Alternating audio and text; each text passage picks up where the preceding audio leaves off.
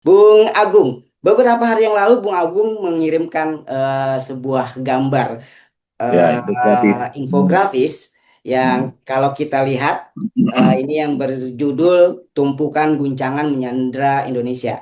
Nah, di sini ada 4 kotak kalau kita lihat Bung Agung. Ada empat kotak yang di mana masing-masing kotak itu mengarah ke satu titik yang ada di tengah yang Ya, bertulis kompromi geopolitik tertinggi. Nah, bagaimana Bung Agung bisa menjelaskan gambar geografis ini, Bung?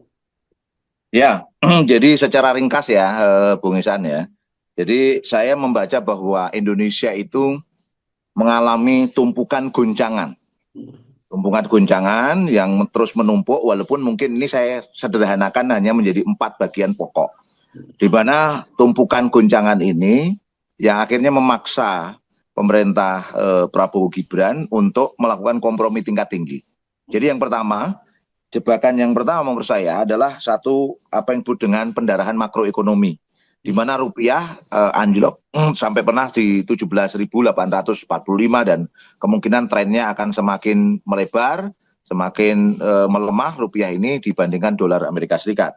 Terus kemudian dari situasi ini ditambah goncangan yang kedua, yaitu kondisi global, terutama di Timur Tengah, terkait dengan Selat Hormuz. Kita tahu bahwa Indonesia adalah importir minyak ya saat ini karena kebutuhan dalam negeri yang cukup sangat tinggi, dan itu mempengaruhi juga akhirnya kondisi ruang gerak kebijakan di negeri ini.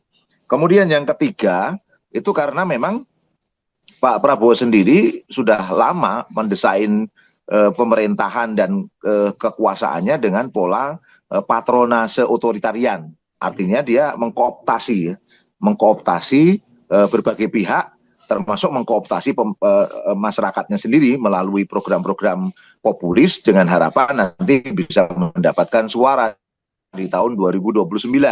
Ini tentu akan banyak kritik yang beredar kepada Pak Prabowo sehingga itu menekan yang kedua. Kemudian tekanan yang ketiga, kita tahu bahwa ada eh, problematik sektor ekonomi tadi itu yang menyebabkan dolar bisa capital flight, keluar, banyak dolar akan keluar. Sehingga Pak Prabowo ya membuat PT Danantara Sumber Daya Indonesia dengan sebuah harapan bahwa PT Sumber Daya apa namanya Danantara Sumber Daya Indonesia ini mengakomodir semua ekspor baik sawit kemudian ferro alloy ya